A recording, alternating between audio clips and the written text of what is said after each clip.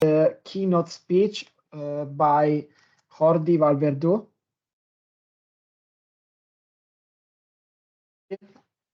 Hi, Hi, Jordi. Nice to see you.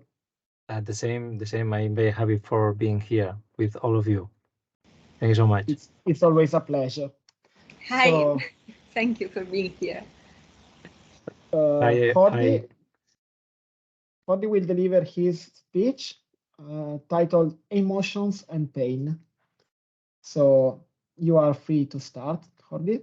Okay, I will try to share my so many platforms of doing things. Yeah, sometimes I am lost in translation. So I'm just one moment. That's the online world. No. I think no, I'm trying though. No. Okay. I think that I must do is to share.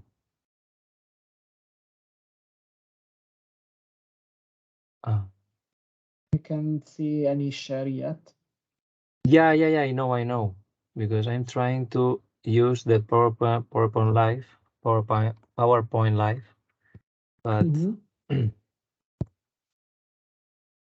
and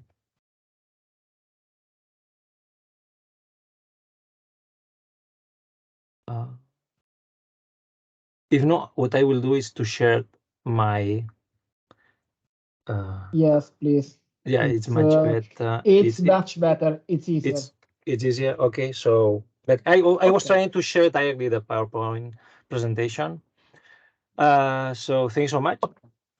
Yeah, I will try to work within the temporary length, and it's very nice length, 1 hour.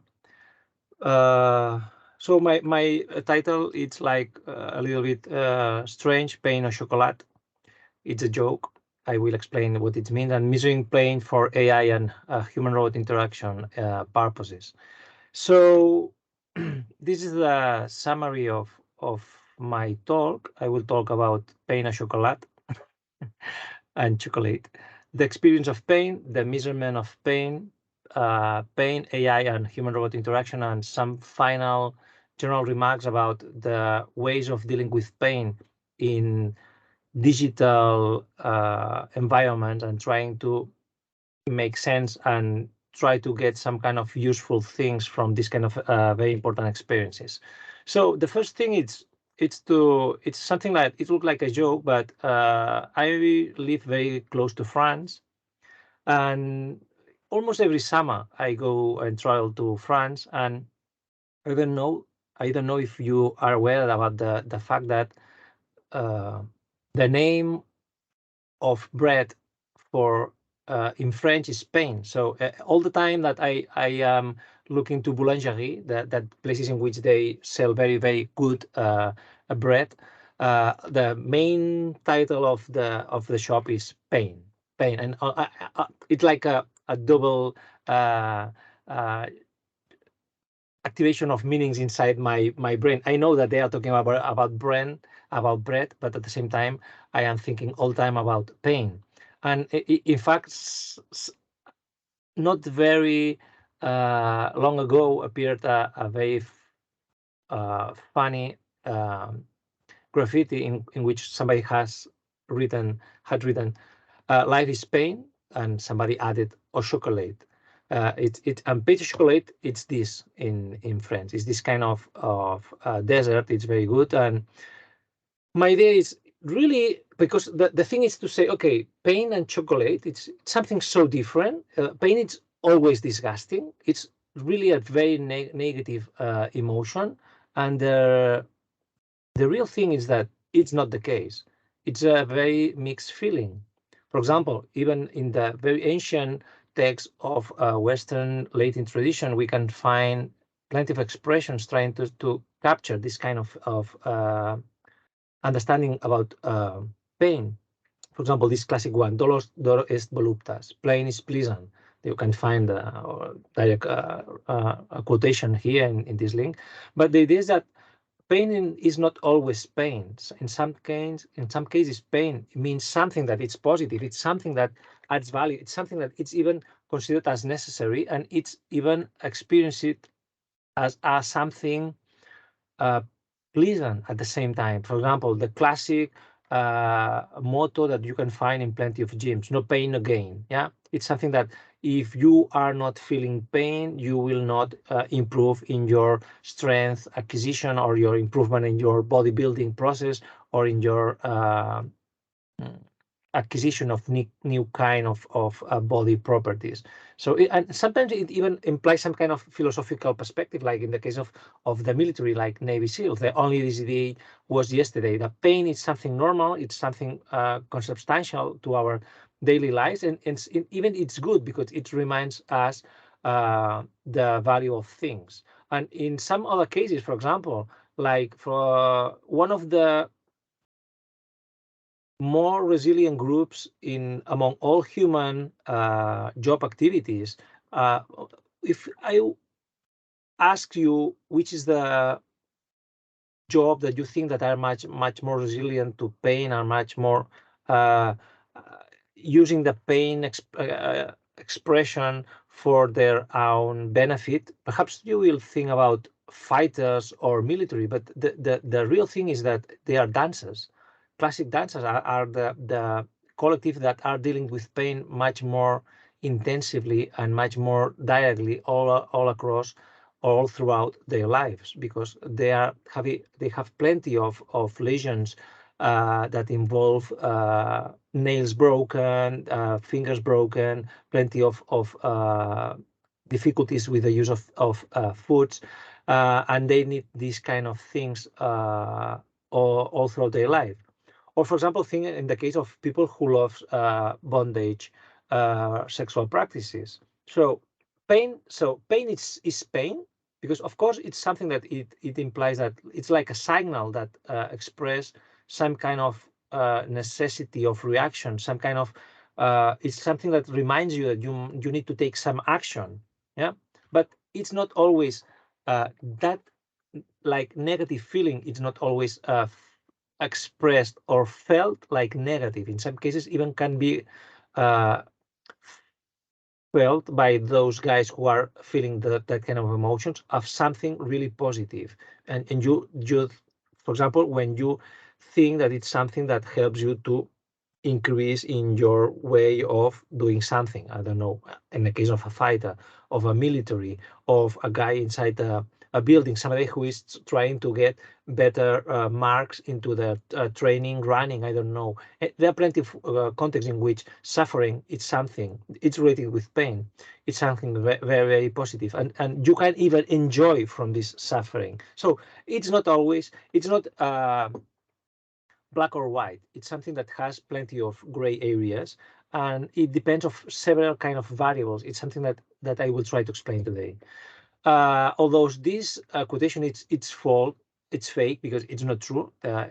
Buddha never explained his thoughts in this way, but it's something that it's related with Buddhist perception, and it's something I think it's perhaps the philosophical tradition that has had a much more sincere approach to reality, how we are feeling our lives all throughout our lives, with pain and suffering, that is something related with pain, because of plenty of things. In the case of Buddhism, because we have an attachment with things and with people and with life also, and then things are so difficult. And unless you are taking drugs all throughout your adult life, you are feeling pain constantly because of the job, of your couples, of your sexual partners, of your affective partners, of your kids, of your ex, of your boss, of your company, of your country, of the geopolitical situation. And it's something that it's normal. This is the much more normal state in our lives. So suffering is a fundamental part of human living. Yeah.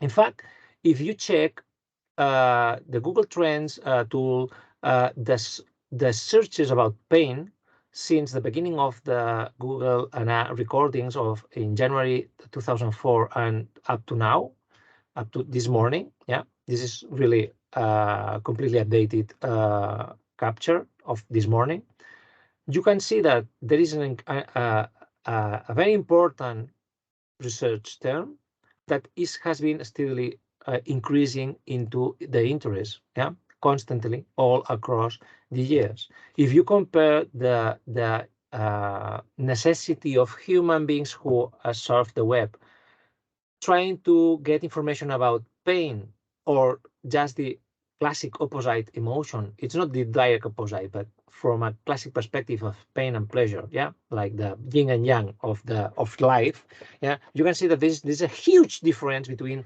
our interest in pain than in relation to our interest in pleasure. And taking into account also that we have so much porn and so much porn food and so much things related with the hedonism and trying to increase our good level of experiences. But we can even add more data, which is the analysis of pain relief medications during all these decades. And we can see that we have the classic ones, and the much more famous are these three that I have used for this comparison: ibuprofen, aspirin, and naproxen. And you can see that it's even greater than the interest on antidepressants. We are societies really worried with in relation to pain, and we are really scary about feeling pain. And every year we are devoting much more funding and interest and in this kind of products. So it's normal to think that the relationship between pain and artificial intelligence and the relationship between pain and robotics will cover a very huge market and a very huge aspect of human necessities. Perhaps it's a cultural. We will see that there are several variables interesting into in the process about how we not only understand but also express these kind of things. Also, it's related with anxiety, with suffering, and it's not directly related with our well-being at a social level. The most incredible thing is that the countries that has much more interest into the pain relievers are the countries which are not suffering from hunger or from food shortcuts or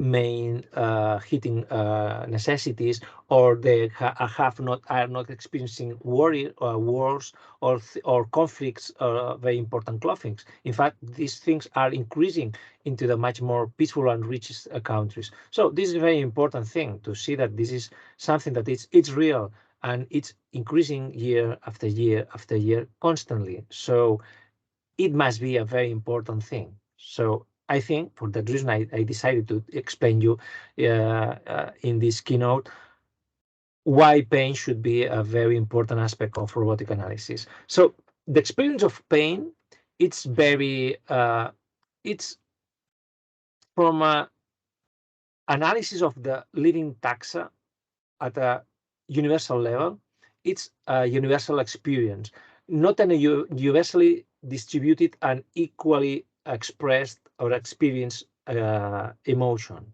It's a universal and ununiversal emotion of all living systems. In the case of minimal living entities, like, for example, bacteria, and we can add much more complex even at that minimal level, there is something called chemotaxis. It's something that's related about the automated attraction or rejection from interesting or noxious things. It's something that it's something that it's useful for the survival of the specific kind of living entity which is doing these actions. We could discuss if they feel or not feel that. This is something that we will see. It's related with some kind of interpretations about consciousness, and it's also related with some kind of philosophical understandings about reality, not about reality itself. It's something that it's very, very important. This is at the minimal level. Then we have a huge, very huge number of animal and living entities that we can call the connection between invertebrates and vertebrates as a full set, in which what we can find is that they have nociceptors, they have a specific sensors that capture and transmit pain signals. It's something that is important because all the other emotions that happen at a cognitive level have not a specific sensors that capture this information and translate directly a specific disinformation. All the other emotions are created inside the informational processing centers, in our case, our brains. So what this happens at this level is that these kind of entities really have a sentience of that kind of thing. It should be much more easy to say that they have reflex reaction to these kind of actions.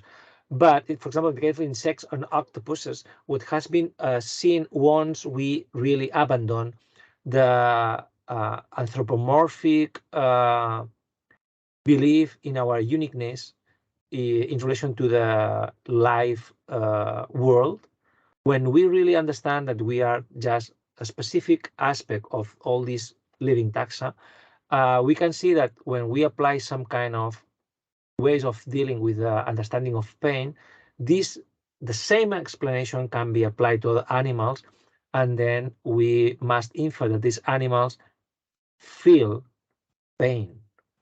For that reason, we are changing plenty of legal aspects in relation to octopus cooking or consuming or processing, or even the best killing ways without suffering for other kind of, even of not only of invertebrates, but also of other some kind of mammals like cows or rabbits or whatever is eaten in every country. At the same time, this emotion, in at least in invertebrates and vertebrates, it's directly related with the learning avoidance. It is related with the creation of memories that allows to create new reactions to this kind of situations that for which pain is some kind of signal. This is not good for you. Yeah, you must avoid it. In the case of humans, we must take for sure that we experience pain. And there are like two general ways of approaching to pain: the normal specific feeling of pain, and then other contexts in which this pain is out of the normal functioning and becomes chronic. It becomes constant, steadily feeling all across a long time lapse. And it's something that it was observed first time at the end of the 19th century by Charles Darwin, who wrote that good expression of the emotions in man, in animals. And what he tried to say is that, okay, all the animals have emotions, and pain is a basic emotion, and we can see that we can understand that other beings also have this kind of emotion. So we must talk about pain experience or pain experiences.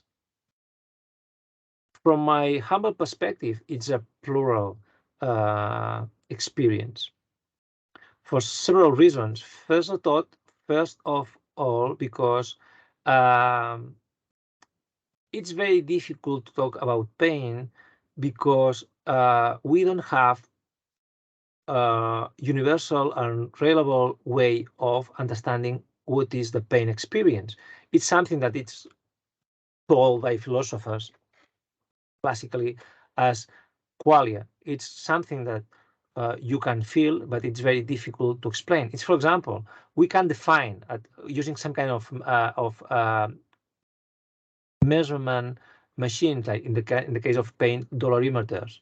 Yeah, but what are you feeling? It's like if I ask you, what are you feeling when you see blue color or red color? Not what you associate blue with being, for example, if I talk, what do you think if I say it's a blue day? If you are English speaking, we will think that this is a sad day. If you are German, you will think, okay, to be blau bist, it's been blau. I am drunk. So it's each color has a different perception in relation to the culture. But in any case, I'm not talking about the understanding of what implies, but you cannot translate what do you feel when you see blue or you see red. You can say, okay, I think that it's red when my physical measurement of this wavelength says that has this kind of wave intensity. So, but it's the only case. But you cannot transmit this with pain. Happens the same. It's something universal. It's something that it's really worrying everybody, but we don't have very technical and objective ways of knowing what are you feeling really. Besides this, another problem, it's culture. Culture adds a very huge variable inside the analysis of pain. For example, this is a classic book of an anthropologist, Mark Zabrowski, called People in Pain. It's a fantastic book. I recommend you a lot because it's a guy who went to a Boston hospital and studied how people are feeling pain and how they behave. And the most incredible thing that was understood by Mark Swarovski, it was that according to the cultural background of the guys, the same illness is processed in a different way. And therefore, the same illness that produces some kind of outcome, like some kind of pain, is not expressed and felt in the same way. For example, the guys from Irish heritage were the much more resilient, and they were really strong, and they never complain about pain. But at the same time, they have no a good processing of the meaning of pain, because pain is explaining you something. This pain says that you must take some action. For example, in some cases, these Irish guys were really tough, but at the same time have more death ratings and lost very worse recovery processes, because they were not able to share this kind of information. But on the other hand, for example, Italo-American and Jew-American guys were much more socially interacting, and therefore they were complaining much more about pain, but at the same time they were recovering much more about of this pain thanks to their cultural understanding. So we see that the pain is not the same. The experience of pain is not the same. It's something universal. It's something that I can see, I can feel, but I cannot translate automatically. And there is not a machine that say, okay, this is a from 0 to 100. I can measure this pain. It's a 94. No, you cannot measure nothing at all. You can check whether the nociceptors channels and the myelin channels that are inside our bodies are correct or not, if there is signal or not, but not anything else. So at the same time, we can affirm that it's a social emotion. You can think, for example, this is a cartoon, Mafalda, the brother of Mafalda. It's a fantastic Argentinian political and philosophical even cartoonist, Keynote, in which it's something that it really happens. I have several kids, and it's something that I have observed plenty of times. In this case, one kid is trying to get something, has an accident. This produces some kind of hit. This kid, of course, produces pain, but this person is managing this kind of expression up to the moment in which this expression is functional. Yeah. For example, you can see plenty of times in which kids are falling, feeling pain, but before to start to cry, are looking for and searching for the eyes of the parents, and only when they fix the sight, they start to cry. So at the same time, it's something that it can be managed, has levels of interaction, and even has a contextual emotion. This is a very for me, it's funny because it's a funny Spanish movie. It's a horrible movie in any case. I don't recommend you. Torrente 2. They made even 5 films. It's really only for Spanish people. But there is one moment in the film in which there is one drug addict which is in the bar and raises the hand and says, waiter, I want an orange juice, but a natural orange juice. At the same time that it's not asking for something very good for the health, has a hanging needle in the arm. Yeah, and why this guy is not feeling that thing inside the arm? Because has other kind of ways of dealing with this pain, and therefore this pain it's not important. It's not the same to cut yourself. I don't know. Making folding, for example, a piece of paper that you can cut your hand. This is some kind of pain that it's very intense because you're in your desk and you are at home or in the work. It's something that you are not expecting, and you say, "Wow, this is really painful." But it's a very tiny thing. In fact, if you are in the middle of a forest and you are being attacked by, I don't know, by a bear, and that animal is trying to chase you, surely in the process of escaping, you will hit your body with your knees, your head with, I don't know, with other kind of plants or rocks or whatever, and you are not processing that thing. In fact, it's something that it's very interesting that after an accident, only when the accident, for example, a car crash, at the moment of the car crash, there are plenty of injuries that you cannot feel. Only after you really realize about the situation and says, okay, I am fine, you can see that, whoa, my pain, oh, my neck. But at the beginning, your brain needs to only forget this pain. We need to focus into different things, escape, work, check that it's nothing very, very dangerous. And only when this kind of really hormonal and plenty of neurotransmitters trying to give you the strength for escaping from that situation, after that period is when you start to feel other things. Whoa, I have an injury here, and I have blood here, I have this, that, and that. And this is because the pain is contextual, and our brains are doing these things with us constantly. Yeah. So the measurement of pain, it's something necessary for the interaction using at a computational or robotic level, but at the same time, it's very difficult.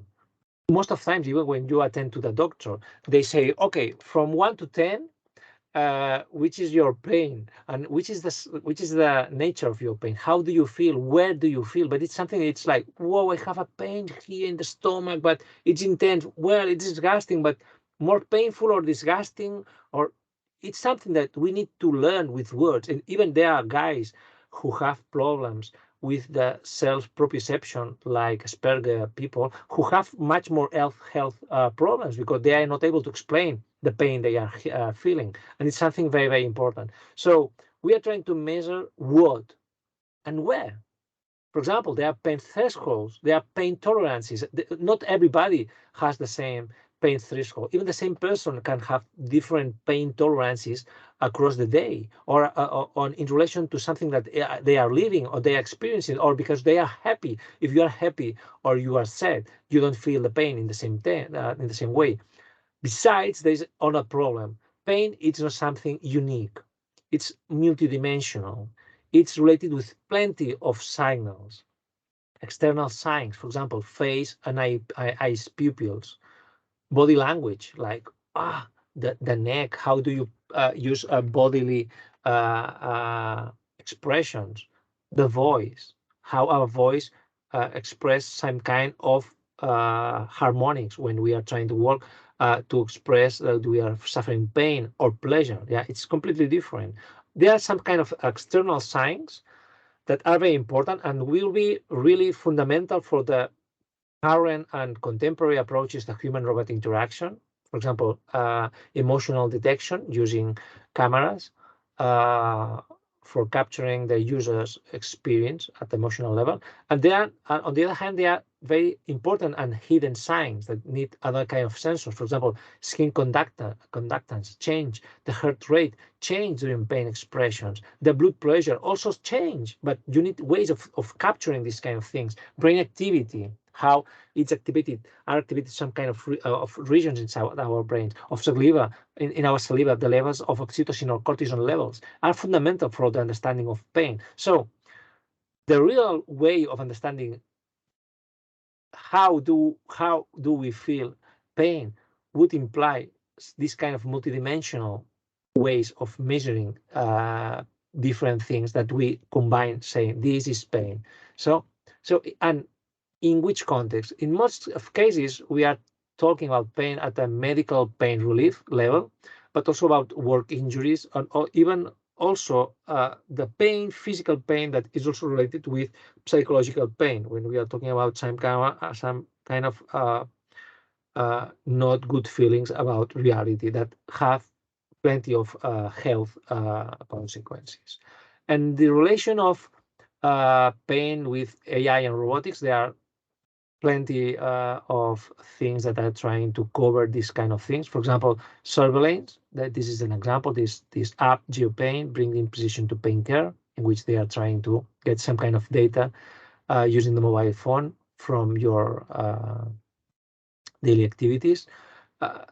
They are necessary for the creation of empathetic connections between machines and humans, because we need to work, and every time we will and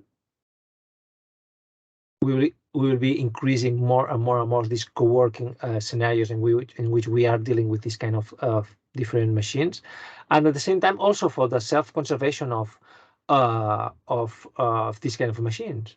Artificial synthetic pain. I have been, for example, working on simulating neurotransmitters that should induce some kind of pain reactions to computational models, or even in this case of the Technische Universität München, of the TUM University of Munich, in which they created a artificial skin for the external sides of robots, for which they were able to have something to feel something like not only normal pressure and proprioceptive location and ubication of the contact, but also to induce some kind of understanding of those interactions that imply something like pain. So there are plenty of examples of this kind of machines. This you can see, for example, a wearable soft robot that can alleviate pain and fear of the wearer. It's very simple. It's very smooth and fluffy experience. Very easy. Is at some case when we see some kind of robots, for example, that help to alleviate or relieve pain, are related with our physical necessity as humans and as primates and mammals of having physical contact with other beings like us. Yeah. Or, for example, this one, touching this robot, Paro, reduces pain, perception, and salivary oxytocin levels. Again, this is a combination about external understanding of pain and some kind of other biochemical combined ways of dealing with the pain analysis and understanding. And this is fantastic because start to add much more complexity. You can see that there are very recent things.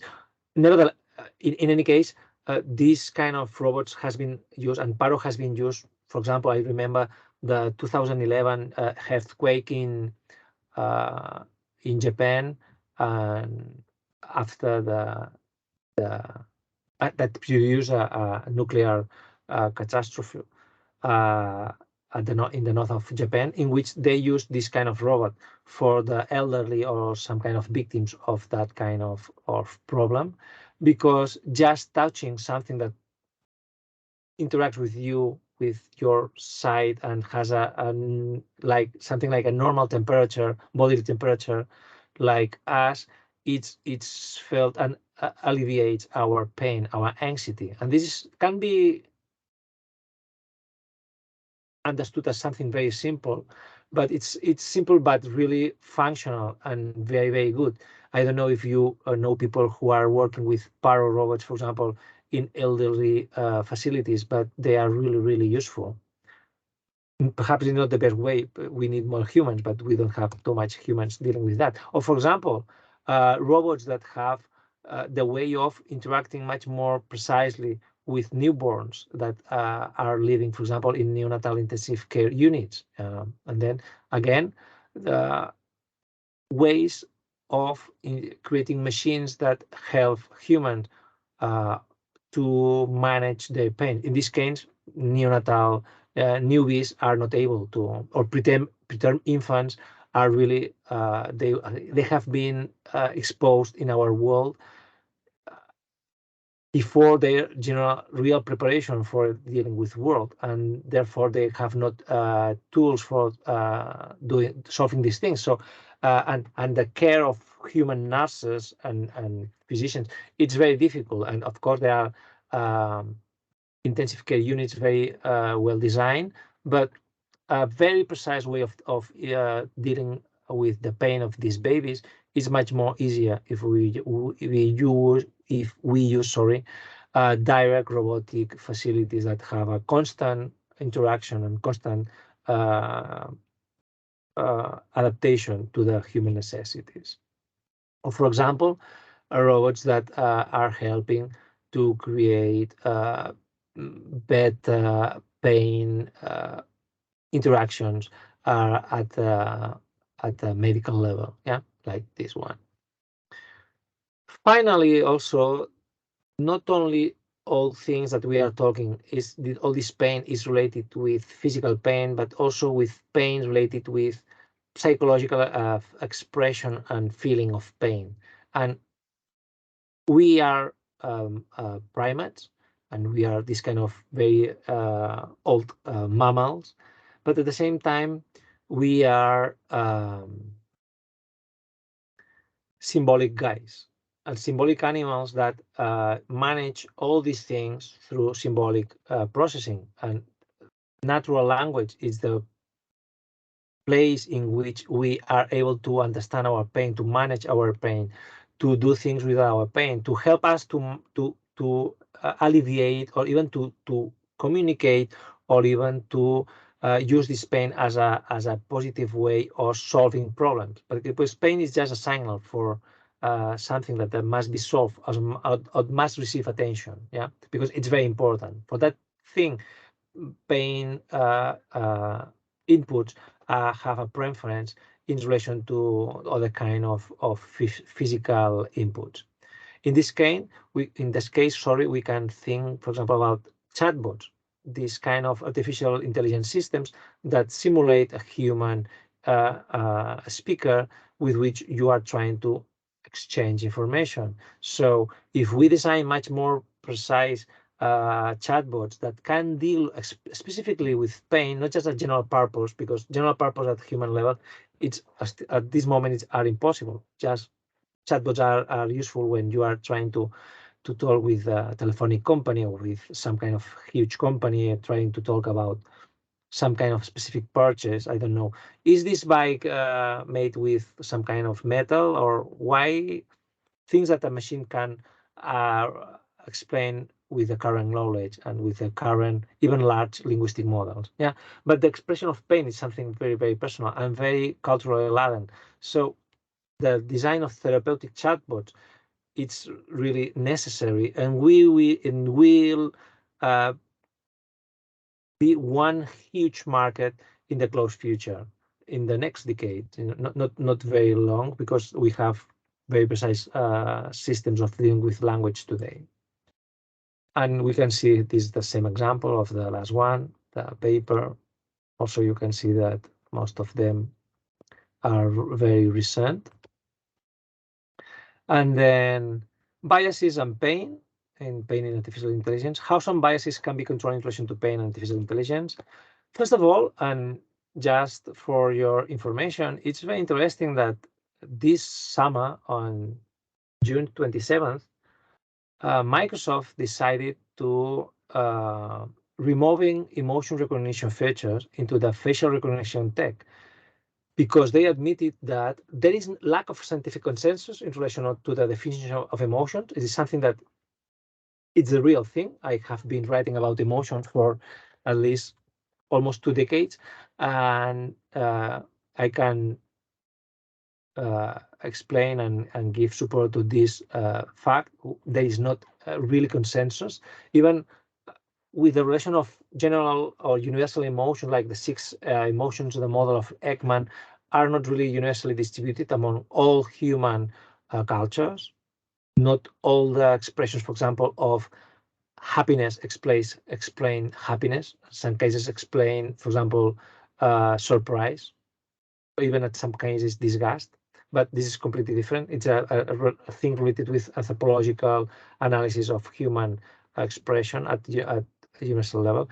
And in this case, it was really honest coming from Microsoft, because you have done plenty of wrong things, to admit that if we only use this kind of tools for making facial recognition, we can deal with plenty of biases and bad technologies. Yeah, and this case also implies the case of pain recognition. They say, okay, these challenges are related because of the differences about how different people use cases, regions, and demographics in relation to the emotional understanding.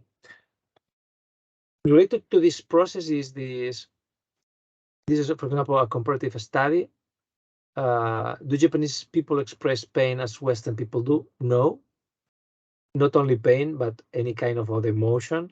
For example, most of Western guys, when travel to Japan or even to Asian countries, say, "Whoa, these people is cold.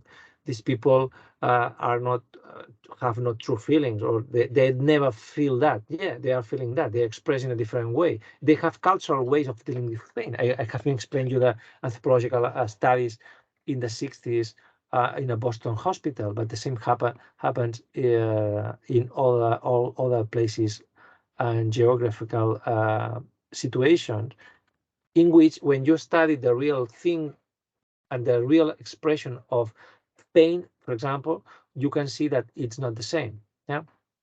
It doesn't imply that they are not feeling pain or they are not suffering from that kind of a specific pain. That perhaps they are managing it in a different way. For example, the pregnant woman who are delivering in Japan, never in Japan, there are almost no woman who ask for chemical relief during the delivery.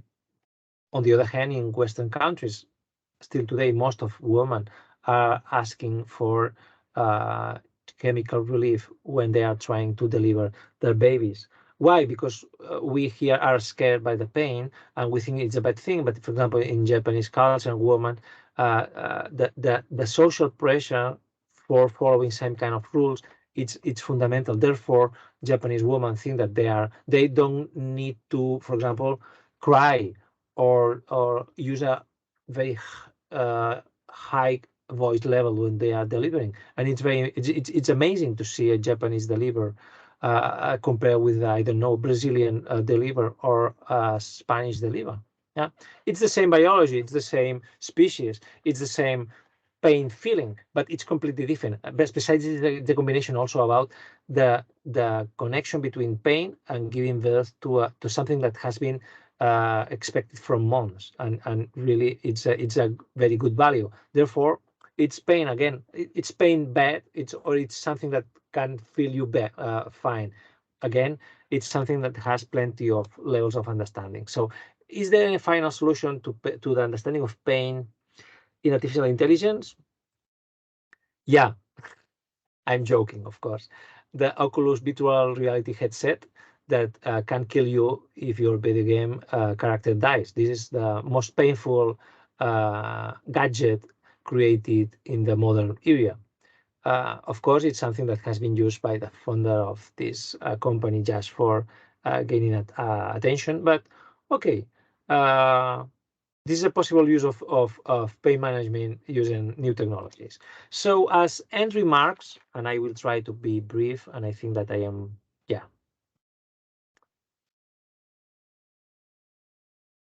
talking, following carefully my time.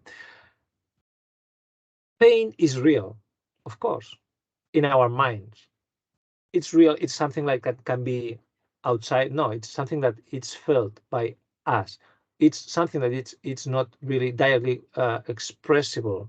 You cannot transmit automatically exactly what is happening. Yeah, what you are saying, it's making like an adaptation according to the language tools or to your external bodily tools. That and this kind of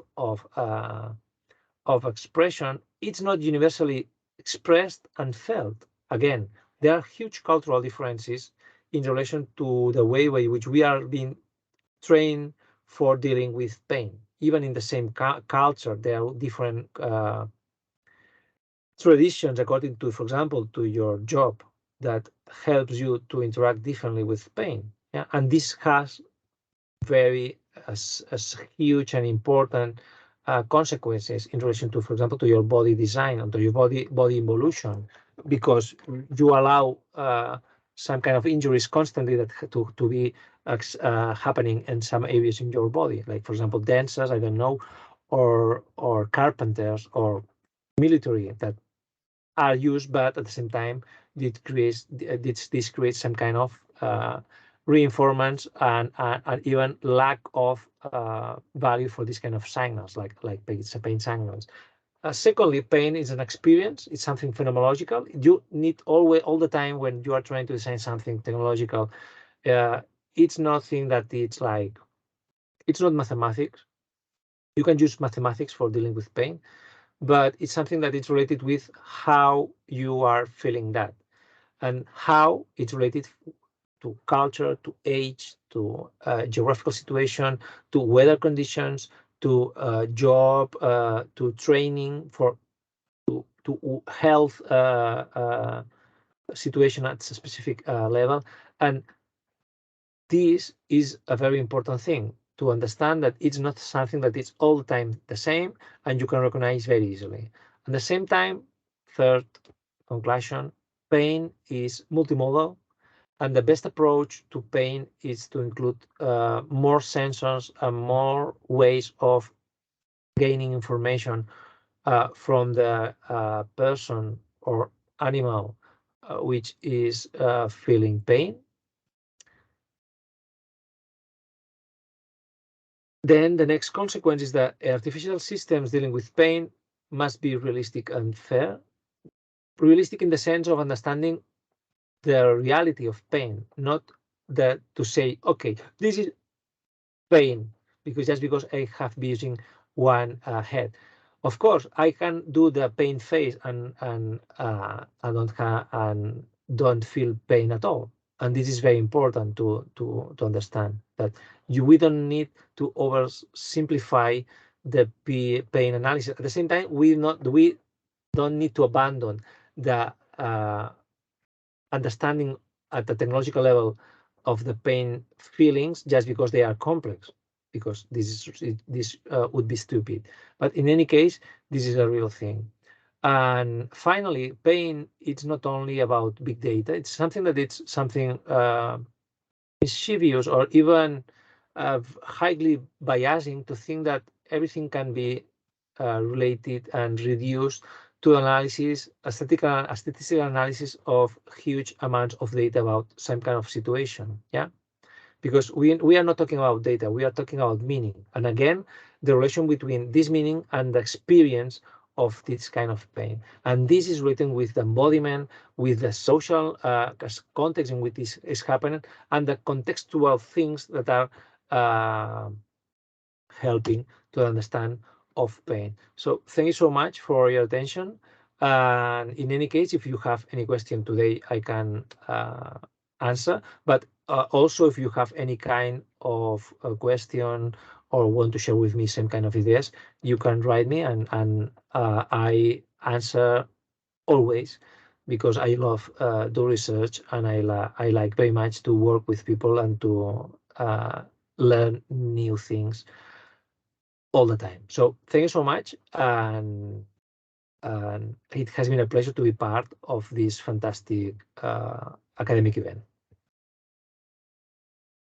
Thank you very much, Jordi, for your, as always, it's not a surprise anymore, interesting speech. And thanks for accepting our invitation in the first place, of course. And I would like to ask people from the public if there is any question for Professor Valverdu.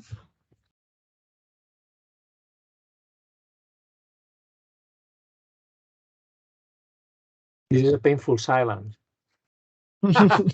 No, I'm joking. I know that you are tired because all the conferences are very technical and very different and very rich.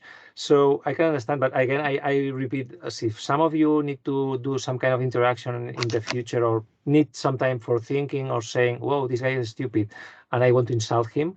You can do it freely in the next future. I'm pretty sure many people will instead have questions and new cues after watching the registration, which I'm sure will be requested frequently. And a personal comment is that it's cool to have such a kind of collaboration because, well, basically every topic, but affective computing in particular, can benefit of a multidisciplinary approach. And affective computing is inherently multidisciplinary. It cannot be seen only from the computer science perspective, and not only from a psychological perspective or philosophical. So having the opportunity of interacting between people of different backgrounds is, in my opinion, the key to further advance in such a field. So it's really good to have you. It's my opinion also, because cognitive science, I think it's the natural way of doing research. It's people from neurosciences, engineering, mathematics, neuroscientists, psychologists, linguistics, because it's a multimodal problem. It's just to say, okay, it's just to put a camera and recognize how the eyebrows or the mouth is doing something. Okay, it's part of the process. Why not? But it's not the whole map. And if you want to improve the technology and good results, and even to earn money, because we are talking about science, but this is a huge market because of you have seen the statistics that I have shown you about pain, pressure, and the pain obsession in Western countries. We are really worried about pain, and we are all that people is taking much and more drugs. So it's not only a conceptual thing. It's a good thing. I know that all of you also are doing fantastic researches today. And for example, Valentina explained me not so long that you were doing things about newborns, and I was amazed, and it's fantastic. It's of course there's something about humanity, but at the same time it's something like, okay, besides of being scientifically interesting and ethically interesting, there is money in this kind of researches. So why not invest more time and much more collaborations doing these kind of things? Yeah, totally agree. From every point of view, there's a reason to invest time and efforts on that. Yeah. So, Valentina, would you like to add something? I only want to thank you very much, because your speeches are always very interesting, and we will need time to go in all the citations that you suggested, because it's for sure worth. And we also will send your speech to that doctor with which we are going to work with the neonatal ICU. Okay, thank you so much. It's a pleasure. Okay. So thank you again. Now some technical information. First,